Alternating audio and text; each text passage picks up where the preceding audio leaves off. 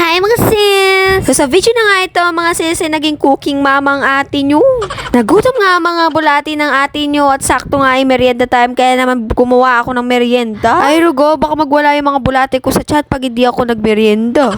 Ang gagawin nga natin ngayon ay ang crepe. Yung parang pancake na manipis, basta yun. Ang first ingredients nga natin dito ay ang 2 pieces large egg. Sunod naman nga natin ilagay ang 1 1/2 cup of milk. Ang next ko naman nga nilagay dyan ay ang 1 teaspoon of cooking oil pero nga wala tayong measuring spoon kaya naman nilagyan ko na lang sa kutsara namin pero hindi ko nga pinuno. After naman nga nun ay pinag-mix-mix ko muna ang liquid ingredients before ko ilagay ang mga dry ingredients. Ay, nagagamit ko na yung pagiging food trades ko.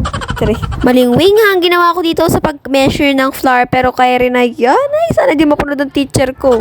Wala nga tayong spatula kaya naman nga ginamit ko na lang ang likod ng knife para ma-level off yung flour. Bali, 1 cup of flour nga ang measure natin for the flour. Hindi ko na nga sniff yung flour dahil nga wala tayong sifter kaya naman pakahalo na lang natin at i-make sure na walang clump o buo-buo. Wala rin nga tayong wire whisk kaya naman gumamit na lang ako ng fork. Ay rugoy, kung ano nang may sakit yung gamat ko, mayayari ko rin kakamit. Naglagay rin pala nga ako dyan ng 1 tablespoon of sugar pero hindi ko na nga na-video at ngayon naman nga ay maglalagay tayo ng pinch of salt para mabalance yung tamis. Actually, hindi siya pinch.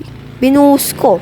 I-mix ko lang nga ulit at mag-proceed naman nga tayo ngayon sa pagluluto. Super low heat nga lang ang kalang dyan at naglagay naman ako ng butter. Hinayaan ko lang nga mag-melt at in-spread ko naman at binuhos ko na nga yung butter mixture. Kinalat ko na lang nga sa pan at hinayaan ko na nga maluto. Medyo luto-luto na nga siya kaya naman nga nilagay ko na yung cheese. Cheese nga lang ang pinanaman ko dito pero naman nga sa ibang batch ay may Nutella, cheese with Nutella at Nutella lang. Kapag luto na nga siya, ay finiflip ko na lang nga ng ganito. Ito na nga ang finished product. Mukha lang nga hindi masarap, pero masarap talaga yan. Paano ba naman nga hindi masarap? Ay, nag-overload siya sa Nutella. Kahit nga ganun karami yung Nutella niya, nagkulangan pa rin ako. Kaya naman nga nalagay pa ako sa taas. Sobrang sarap nga yan. Pero kung-rate ko muna nga siya ng 9 out of 10 kasi nga nagkulang sa asukal. Sabi nga ng ate ko, medyo matabang daw. Kaya nga dito ko na nga tatapusin ang ating video for today. Bye-bye!